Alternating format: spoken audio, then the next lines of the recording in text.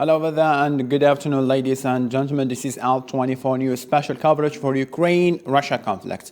Russian troops, before launching an attack on Ukraine on Thursday, 24th of February, have tried several diplomatic meetings with their counterparts, precisely with those Europeans. But at the end, nothing worked out, and what Europe and the whole world live in right now is a result of the failure of diplomacy. Russian President Vladimir Putin warned other countries that any attempt to interfere would lead to consequences you have never seen in history.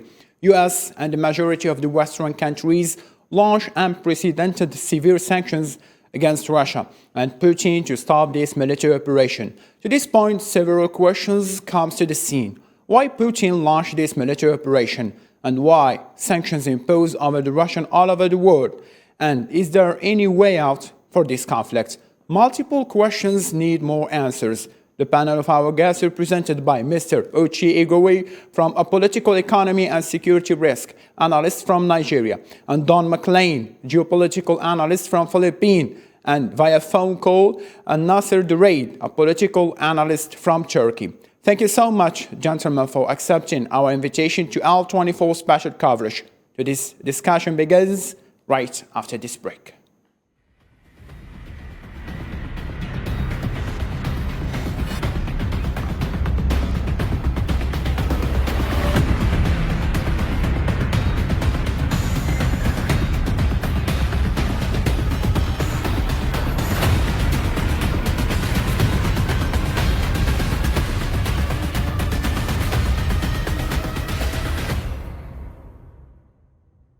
And before going down in these debates, let's start with the latest updates over Ukraine-Russia conflict. Use of chemical weapons by Russia in Ukraine could contaminate NATO territory, Secretary General Jens Stoltenberg warns as the alliance meets in Brussels. US President Joe Biden in Brussels for NATO, G7 and the EU summits is expected to unveil further sanctions against Russia. Ukraine's President Vladimir Zelensky calls for global protests to demand an end to the Russian invasion. He also calls for NATO to provide effective and restricted aid for Ukraine. Russian President Vladimir Putin says Moscow plans to sell its gas to unfriendly countries in rubles.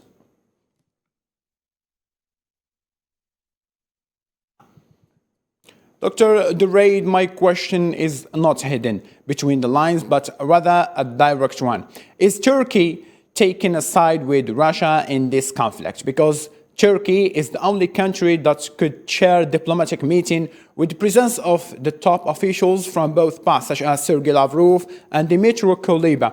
And Turkey so far didn't impose any harmful sanctions on the Russian side.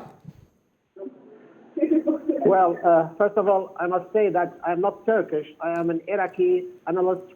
But the question is said because you are in Turkey and you know how Turkey goes in politics. Yeah, of course. Well, I think Turkey is in a very critical situation, here, because Turkey is a border state with Russia. And she also has a very great relationship with Russia and Ukraine. So it has this unique situation that can play as a mediator between the two countries, and she can she can reach a good result for this fight if they can and if they let her. And I don't think Turkey can involve in any military measure against Russia in the future because, as I said, it's a very critical position in the Black Sea and other places. So I think that Turkey they're looking for Turkey as a mediator, and as a factor that can put this conflict in end and can work with us. I don't think the NATO itself think of Turkey more than that. Mm-hmm. My question to you, Mr. McLean, how can you explain the situation of Ukraine now, taking into consideration that Russia possesses the greatest army in the world right now? Yet, it is a month now since the beginning of this operation, but they couldn't reach the capital, Kiev. In other words, can we say Russia have failed? Right. Thank you for that question. And again, thank you for having me here. It is clearly visible that Russian forces are at a standstill, particularly because of the insufficiency of a countermeasure towards the resistance given by the Ukrainian forces. And of course, as the military aid continues to it comes through for Ukraine, Russia will be expected to have more pushback from the Ukrainian side. And this, we believe, is something to take into consideration. Though, of course, the numbers that we are seeing right now, it's hard to put a finger on what the exact numbers are. But of course, the casualties involved are significant. And this could further derail the measures that Russia wants to achieve, the goals it wants to achieve.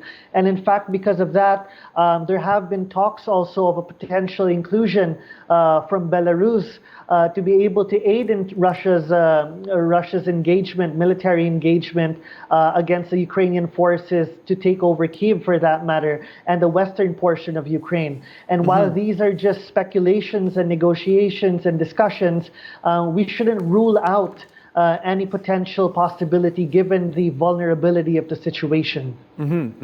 Mr. Ochi, Nigeria entered an agreement with the Russian government in 2019 to complete the Ajakuta steel complex that cost the states an arm and a leg. However, the new sanctions Russia is facing in the light of its military operation in Ukraine are putting the project in jeopardy, in danger. What can you say about that as an economic expert?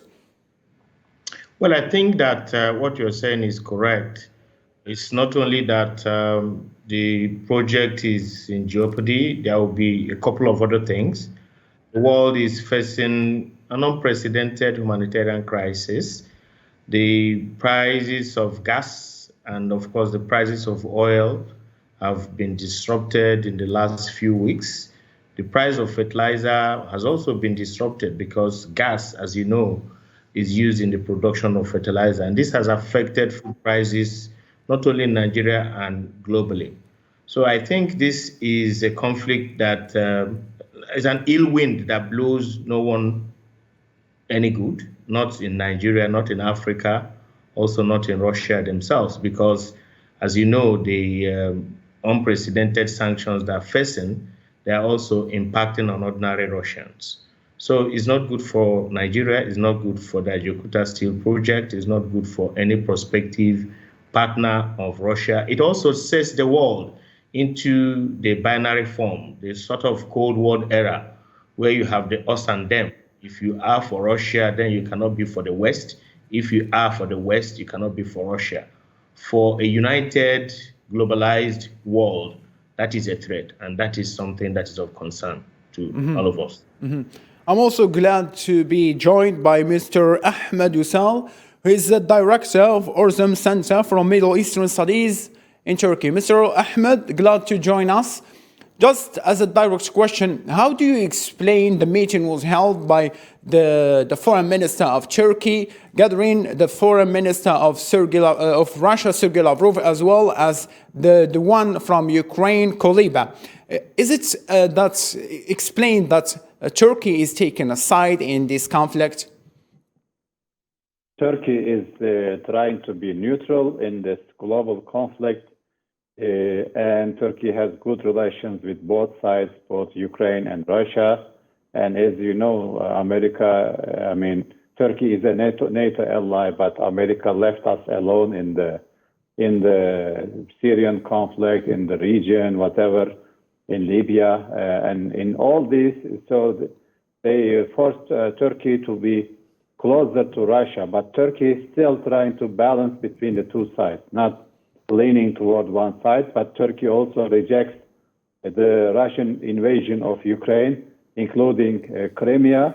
But at the same time, Turkey wants to end this conflict because this conflict is damaging everyone in the world, with oil prices, with food prices, with migration, whatever. So Turkey has a major interest in solving this crisis or ending this crisis. And Turkey is trusted also by both sides, especially no NATO country can talk to both sides. Now NATO most of them, the Western countries, are against Russia. Turkey also, as I said, in principle is against the invasion and also land grab. But at the same time, Turkey managed to bring these foreign ministers together, Russian and Ukrainian. Also, Turkey visited both Moscow and Ukraine to keep this mediation going, and it is going. But as we should mention that this crisis is a global crisis and is maybe is the beginning of a third world war, and it's going to take time to manage any kind of ceasefire, because the expectations are very different. There is a big gap between the two sides. So Turkey is trying to solve this problem, but with a more positive neutrality, rejecting the Russian invasion, but not breaking up with Russia completely. Yes. To another point, Secretary of State Antony Blinken on Wednesday said in a statement that Biden administration has determined that Russian forces have committed war crimes in Ukraine and said it would work with others to prosecute offenders. U.S. State Department's Goodwill Ambassador for Global Criminal Justice, Beth Van Schaack, told news conference. Let's have a listen. Last week, Secretary Blinken expressed his view that some of Russia's reported attacks did in fact constitute war crimes. He emphasized that the Department of State and other U.S. departments will be documenting and assessing the facts and the law surrounding these reports. The assessment has now concluded with a careful review of currently available information, both public and from intelligence sources. This review underpins the assessment that the Secretary announced today, that Russian forces are indeed committing war crimes in Ukraine. Mr. McLean, before talking about the accusation of the war criminals that is happening in Russia, Russian ambassador in Philippines promised that his country is looking forward to create a cooperation on the development of nuclear energy in Philippines. So, how can you explain this statement precisely now in this critical time? And will Philippines choose a side in the nearest days? Yes, thank you so much for that question. And in fact, we have to understand the Philippine position, in fact, reflecting most of the Southeast Asian states towards the Russian-Ukraine dilemma.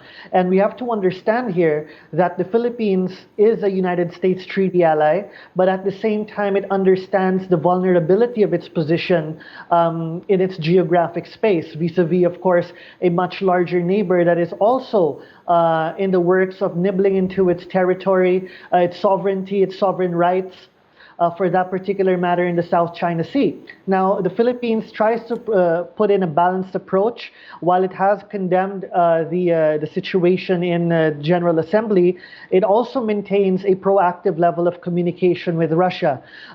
In fact, we could see here that the Philippines has also opted to go and push forward with the purchase of helicopters from Russia, for that matter, while at the same time reassuring its commitments under the Mutual Defense Treaty with the United States in case the issue may break out in the Pacific vis-a-vis Russia. Now, the Philippine position really is motivated by a number of factors that we have to take into consideration. One factor here is, of course, the geopolitical dilemma that it is facing in the South China Sea. China's support, for that matter, for Russia's position, particularly that Russia does not believe in Ukraine's historic right to exist as a sovereign state, is something that countries like the Philippines continues to worry about. And because of that, of course, the Philippines has to take immediate steps and, of course, cautious steps. I beg your pardon, Mr. McLean, but I will direct a question for you directly. Was it, let me say, is it very good for Philippines to have a cooperation right now in this time with Russia? Right, of course, being a U.S. treaty ally, it is critical given, of course, the situation. But again, we have to understand that making decisions in the international realm is not as simple as picking sides. In fact, because of its own geopolitical dilemma, it has to factor in a number of factors to balance this particular situation. Thank you so my much. last point, Thank the you so last point much. I want to, okay, yeah, thank I you. got the idea. Dr. Ahmed, Turkey last couple months witnessed a catastrophic collapse in its currency due to the government's policy. But now, there are a lot of news unsubstantiated stated that Russian oligarchs, whom they are considered Putin sources, are parking their money in Turkish banks. Is that true or not? And if it is true, in your opinion, how can you explain the arrival of Russian oligarch yachts in the resort of Marmaris? Yeah, and there are a few ones like Abramovich. I think he's exempt from these sanctions, but not many of them are coming to Turkey. And also, America advised some of the companies exiting from Russia. They said, you can invest in Turkey, but we know the West also pressured us with economically to keep or attack Turkish lira, but somehow the government managed to stabilize the lira, but it was a big, several times they attacked the Turkish economy. Even Trump said that before. So it's not a new story. Now they are focusing on Russia, and they kind of take it easy on Turkey because they need everybody. Both sides. Russia needs Turkey, and the West also needs Turkey because Turkey is a critical country in a critical juncture. So nobody wants to lose Turkey, and it is more within the regulation. If somebody, Turkey, of course, didn't follow the Western embargo, but if things gets worse, maybe in Ukraine, probably the pressure will be increased on Turkey to put more sanctions also. But right now, Turkey just follows the UN sanctions, not not the EU sanctions. And also, Turkey is try to recover from the old economic crisis, but Turkey does. In terms of wheat and food, Turkey doesn't depend on Russian exports, and Turkey doesn't import too much from Russia. Actually, it exports to Russia with some tomatoes, vegetables, etc. So Turkey can be better. Turkey can manage itself in terms of food, but of course, there's a general shortage in the global market where Russia and Ukraine are big producers. So it can influence overall market, but Turkey is not going to be affected as much as non-oil countries, let's say in the Middle East, for example, Egypt or Tunisia. They Quite don't have... understood, Mr. Ahmed. Yes. Mr. You are an Iraqi but living in Turkey. So how it will be beneficial for Ankara's economy after the collapse that happened in currency?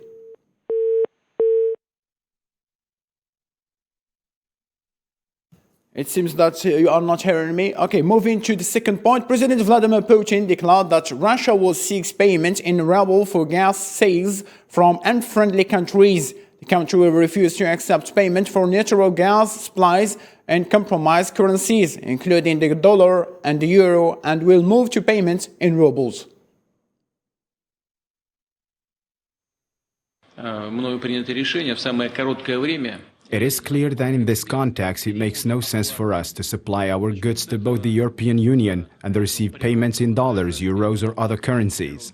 So I decided, in a very short time, to implement a series of transfer payment measures.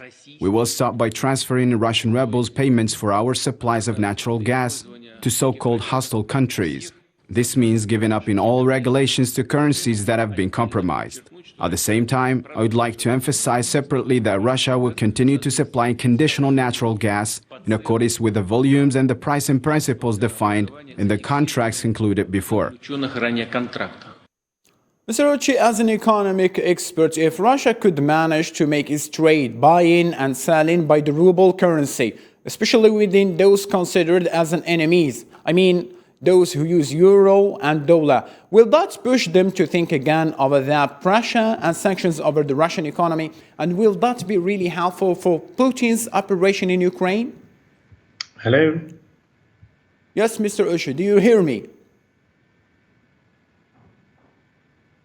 Mr. Uchi, do you hear me? Mr. Uchi, I will rephrase the question. Hello? As an economic expert, if Russia could manage to make its trade, I mean buying and selling by the ruble currency, especially with those considered as enemies, using euro, dollar, will that push them to think again over the pressure and sanction on Russia's economy?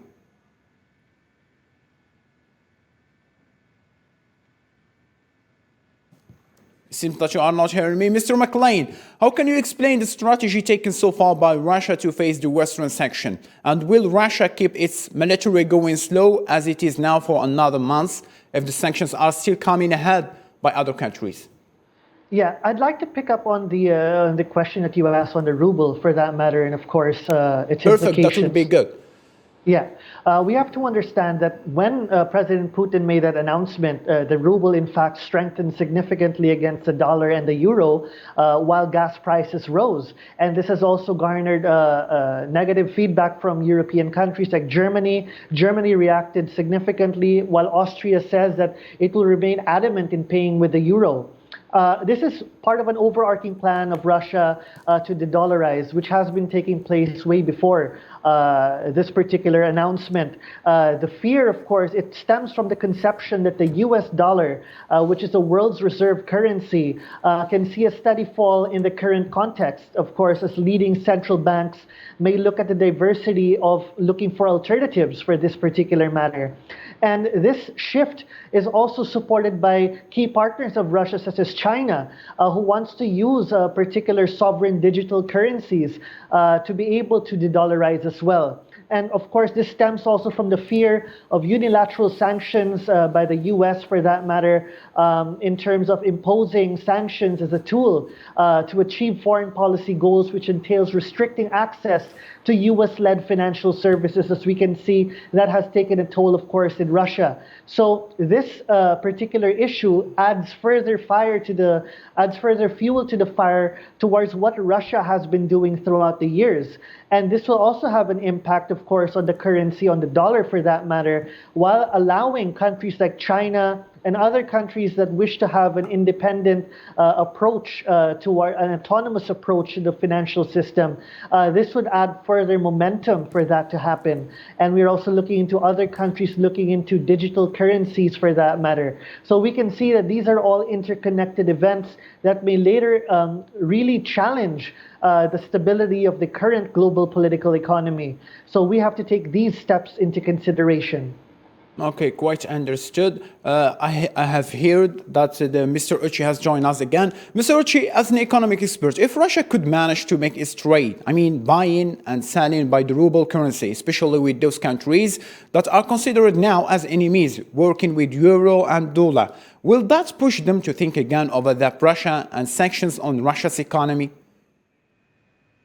Yes, I think that it is very clear that the ongoing sanctions is impacting on them, and the thinking to trade with their so-called enemies means that they're being innovative in trying to find ways around it. And I believe that that is a positive indication. It means that they would be willing to negotiate, and the impact, especially the economic impact of these sanctions, is telling on them. I think that both sides should consider these as an opportunity to come to the table, especially leveraging on the visit of the President of the United States into Europe at the moment. So that could be an opportunity to creatively negotiate and make sure that the move by Russia to continue to sell gas to their enemies means that the implication of the economic sanctions is so strong. And also basically to avert what I consider one of the worst humanitarian disasters of the century. Coming to you, Mr. Ahmed, Europe's life now has changed. Governments and people all over the continent are looking for an alternative sources for their incomes and work relations away from the Russian ones. So how can you find an alternative taking into consideration that Russia owns the largest oil and gas reserves in the world, not only in Europe? Yes, it is not, Russia is a source, but as you remember, America and oil and gas lobbies, in a way, they don't want to produce all of the oil at the same time. So you see conflict in some areas like Libya. It is stopped for a while, and you have embargo on Venezuela. This is a mixed policy. But they have also discovered oil in many other places like Mozambique and gas, or Iran was not allowed to produce much gas, for example, and export its oil. So there are sources, but it's a matter of policy decision that's made by the major consumer, which is the West. They are the major consumers for natural gas and oil around the world. So they can mix it up. They can stop Russian flow of Russian oil and gas. Now focus on Iran, Algeria, Qatar may be another option, or Latin American countries, or even other African countries. So there is option, but logistics is the main problem. It takes time to build, pipelines, or the LNG, or the transportation of these big amounts of oil and gas is a. I'm sorry to cut your train of thought, Mr. Ahmed, but since you said that Qatar, Algeria could manage to be an alternative source for other countries, it means that they may take a side in this war. And will that be beneficial for these countries? If they take a side with Russia, I don't think it's going to help them. I think to be neutral is better. Also, Russia is not, as a political analysis, also political sociology and international relations. Russia does not offer anything new that the West doesn't offer, or is not better than. They don't have a strong economy. They don't have consumer electronics, for example. They have mostly oil and gas and arms sales and some wheat and barley type of exports, but they don't have a full-fledged economy. Russia is not like China or it's not like America. So Russia has a limited chance to offer a complete alternative to the West. So, these countries like Algeria, we need, European products, Turkish products, Chinese. You cannot just depend on Russia. Not, only Algeria, but other Arab countries. Sometimes I listen to African brothers and sisters. They see Russia as an alternative. Russia doesn't have a complete economy. They did not recover from this communist type of economy until now. So even under pressure now, even if they had one, now it's going to be destroyed with these sanctions, because even for China, the West, Europe, and America are the major importers or major buyers. So if they don't buy, they cannot compensate. So it's better to stay neutral and to be an alternative. Like Iran is trying to do the same now, even though they have good relations with Russia and China, but they will be selling more oil and gas, and they'll be signing the nuclear deal soon. Perfectly so understood. Alternative always helps. Yes. At an extraordinary summit in Brussels, NATO Secretary General Jens Stoltenberg said the alliance must stress its defenses in the east and the context of the Russian operation in Ukraine. Jens added that Russian President Vladimir Putin made the big mistake with his special military operation in Ukraine, whose resistance he underestimated. We have increased our military presence in the eastern part of the alliance. The NATO leaders will today address the need for a reset of our deterrence and defense in the longer term. Putin has made a big mistake, and that is to launch a war, to wage war against an independent sovereign nation. He has underestimated the strength of the Ukrainian people, the bravery of the Ukrainian people and the armed forces. Mr. Uchi, do you think that NATO and all the Western countries led by USA can put an end to this Russian military operation in Ukraine, so-called Russian invasion, by only sanctions and cutting diplomatic ties with Russia? Well, the fact that the Russian army they have not been able to get into the Ukrainian capital means that, yes, I agree that they might have underestimated Ukraine. But I also think that the NATO, as it were, have not given them sufficient support, in my view, because what we expected was that the NATO allies were going to forcefully and strongly rally around Ukraine to support them in this confrontation. But I think that if they have not done this so far, the right thing to do right now, because of the casualties on both sides escalating and because of the humanitarian crisis and also the multiplier effect on other countries, the food crisis and everything, I think the right thing to do is to call a truce on both sides and come to the round table to negotiate, rather than, to escalate this, on both sides. I think that if the Russian army have not invaded successfully the Ukrainian capital, it means that, it's time to call a truce and come to a round table. Rather than escalating it, I think that the NATO allies should facilitate peace between both countries who are neighbors. Perfectly analyzed. I grasp your idea. Mr. McLean, what are you saying about Stoltenberg's statement? Putin made a big mistake because some critics says Putin is winning so far and everything is like he planned for. Right. And if I may, I'd like to contextualize this, of course, with the visit of President Biden in Europe, as we can see. This serves really as a geopolitical wake-up call, all of the statements from NATO, for that matter, in order to cement the institutional foundations of NATO.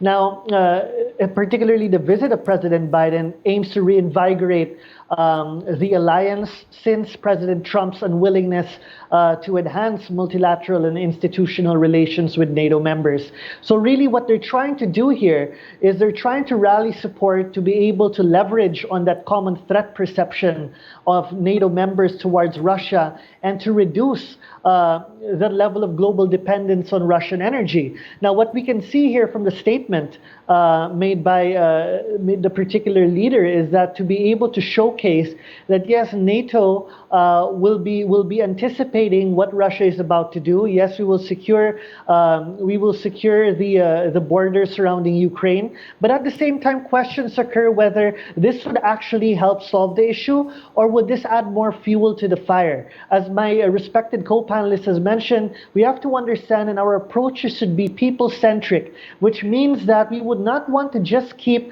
letting Ukrainians suffer and die at the expense of the invasion, particularly by just giving them military aid. In fact, the refugee issue is also an issue.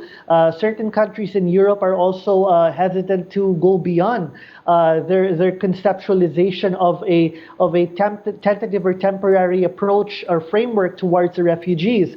And this is something that we have to take into consideration. Again, negotiations and peace talks, of course, spearheaded by Turkey, playing a very important role in suggesting an alternative way forward that is people-centric to end the war. It's already happening. The fire is already here. The main focus that we have to do is to let it off and to focus on a way forward and not to add more complications to the issue, as this could further cause more catastrophe for the people, millions of whom are already displaced and thousands are already dying. So this will also have global implications on that matter. So we have to really look into a multidimensional framework, the middle way, which is to enhance a conducive atmosphere for discussions and negotiations. Thank you. Thank you, McLean. To this point, Mr. Ahmed, it is said that Erdogan will play a significant role ending up this war or the military operation, as it is said, by an agreement of peace, as he always has done during his career as a politician. He is called a winner whenever he walks. He is, of course, he's an active politician. He's always following up the files. Even with NATO, I see the picture of NATO. He has good communication with the NATO leaders, and unlike Boris Johnson in the picture, he stayed alone. And didn't interact with the other people, other leaders. I mean, just one example. He always worked hard to maintain the interest and also relations with different countries, and this is the advantage because Turkey at the crossroads is located at the crossroads between Asia, Europe, and Africa, also between the Mediterranean and the Black Sea. So this requires an active foreign policy, and this also maybe in the short run, maybe Turkey is going to be affected a little bit with economically, but in the long run, I think Turkey will have a strong say or more say in the current files in the international affairs, and already have say in Libya in many of the files with NATO, with Ukraine crisis. So this is a result of internal strength, even though economy is shaken, but still a major exporting country, major industrial country, Turkey is, and it's going to have more major role in the future also. Quite understood. So it is not surprising. Thank you so much, Mr. Ahmed. To this end, 3 minutes left for the show. I will give you one question or 1 minute to each one of you. Mr. Uchi, it is said that Ukraine has been sacrificed for this war. What are you saying about this? Well, I think that Ukraine must continue to be on the defensive. They must defend their territory. They have been invaded. And I also think that the NATO allies should continue to tighten up sanctions, economic sanctions and other forms of sanctions on Russia, so that they can be forced to the round table. Understood. Mr. McLean, it is said also, based on some statistics, that the list of sanctions has been already prepared before the war or before this military operation has been launched. In a couple of words, what are you saying about this? Absolutely, and there is definitely a roadmap, and the meeting today among NATO members will also emphasize on that roadmap for sanctions. But hopefully we hope for a more proactive approach, even with the sanctions, in order to guarantee negotiations, because without it, the war will keep continuing. Mr. Ahmed, same thing for you. You are living in Ukraine. Turkey is among the European countries. How this military operation will affect Europe in general? It is going to affect, but don't forget that Russia is now fighting against. Russia is one of the 4 superpowers: America, Europe, China, and Russia. Russia is the weakest, and now Russia is not fighting with the Ukraine only. Is also fighting against America and Europe.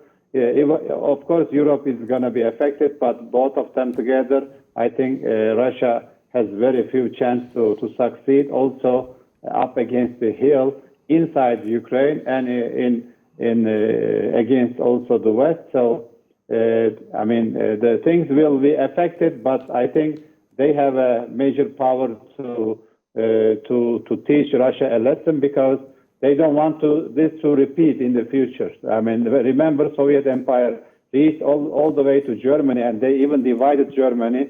Now Russia wants to come back, and of course the Europeans and Americans are pushing Russia back, and this will be a long struggle. It's not going to end soon, and it's going to be very, very cruel also, very violent. Understood.